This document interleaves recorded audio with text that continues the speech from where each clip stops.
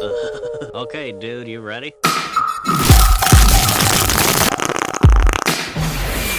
I know words. I have the best words.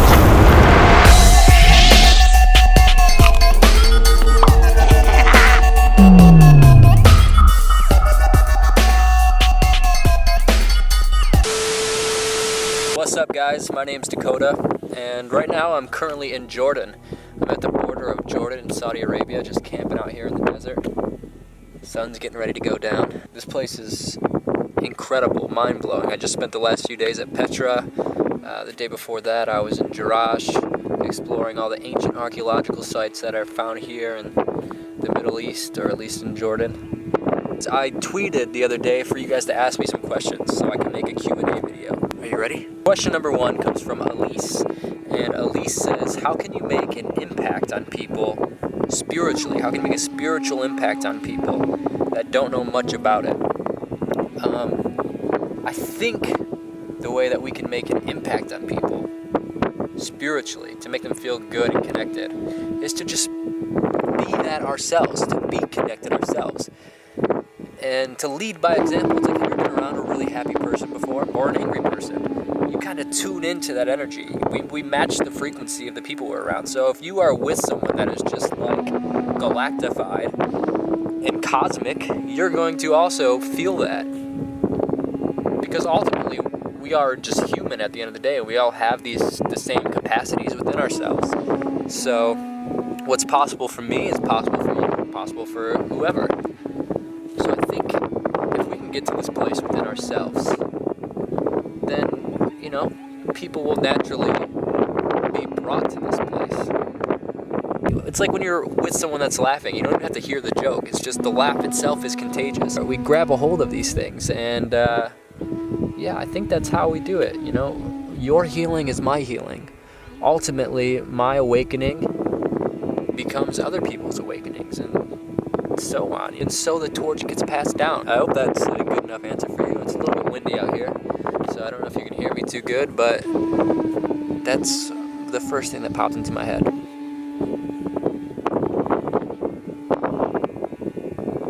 Question number 2 comes from my homegirl Nishma. She says, what's my take on love and the right person, wrong time? We've all had these sort of experiences in life where we meet somebody who's just amazing, and for some reason within ourselves it just doesn't feel like we are totally there, or like we're totally able to give ourselves to this person, or just the situation in general, like life is just not allowing this to unfold.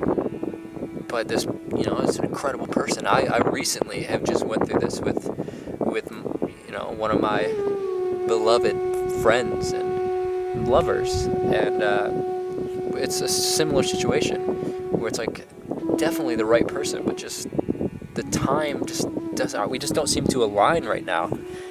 And my take on that, is just, it just kind of is what it is, I guess. You have to appreciate the time you get to share with this person, and if it's not the right time, then it's not the right time. And you have to not be attached to it. You have to let it go. And this is a practice I'm working on. It's deep practice that hurts a lot, but like any wound requires time to heal. So it's just working through it, holding space for yourself. Or, maybe that's just an excuse, and time is always now, and it always is the right time. It's just we need to align ourselves with the present moment in order to fully embrace it, instead of trying to grab a hold of this over here or this over here. It's just, if we can become fully present in the moment, maybe we're more available and more tuned in to whatever it is, to whoever this person is in this relationship. And maybe if you can both do that, then something beautiful will come out of that.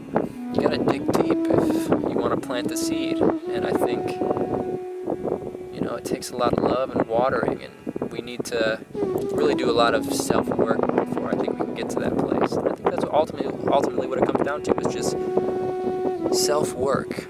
Give yourself some self-love and maybe you'll realize that it is the right time. And if the other person can give themselves himself, look at this sun. Oh my God.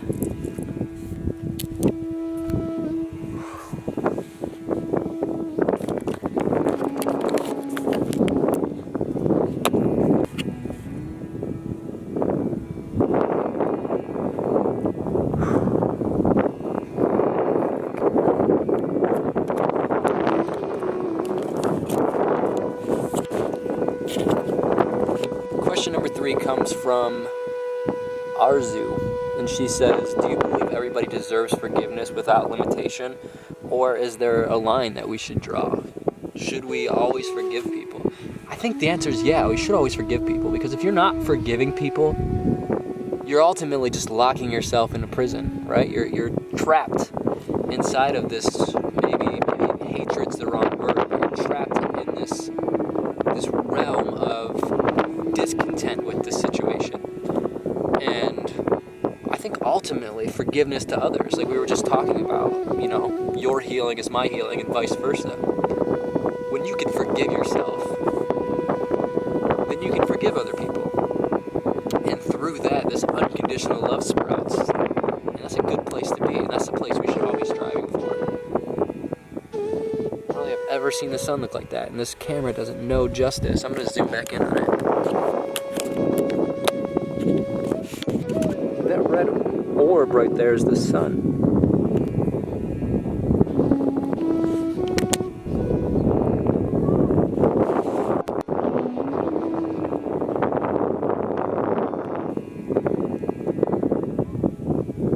I guess I can use this question right here. Question number 4 comes from Aras. She says, how do you feel? I feel so happy to be alive right now. Like, I've been traveling around Asia, and now I'm in the Middle East for about 2 months now. And it's been very healing for me, very awakening for me. And I'm by myself, you know, so it's like I have so many opportunities to just be inside of myself and really see who I am. You know, I talked about this in another video. I don't know if it's on my channel yet because I just filmed it, but like when you're alone, you really get to see who you are, because like where I live, at least, I'm so catered by everybody else, and I'm so conditioned by everyone else's ideas, and you know, this and that. And here it's just me doing my thing, and me really exploring myself and exploring, you know, Earth, and finding myself in these situations, and finding myself coming up against obstacles and having to overcome them, whatever that be. Like earlier today, I got stuck. For some reason, I thought the car I rented would make it through this desert. I don't know why I thought that was a good idea, but it was a horrible idea. And I got stuck, and I had to have these 2 guys pull me out with their car, and now I'm staying at their camp here.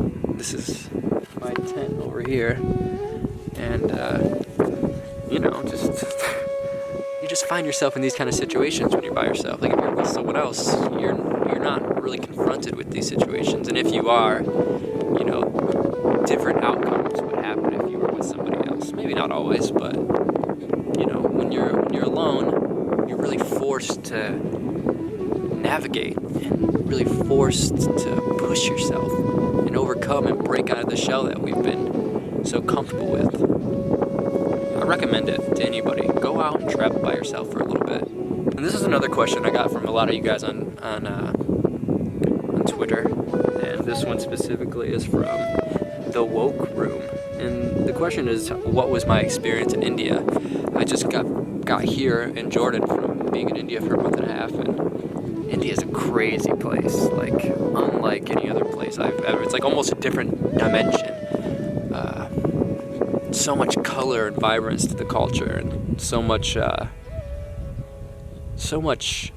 suffering with the poverty, and you know the trash that, you know, that's really polluted, but within that there's so much beauty. It's almost like a rock, you know, like a big old, just maybe an ugly rock, you could say, but if you chip it away, sometimes there's these crystals, or there's like coal. You can compare it to coal.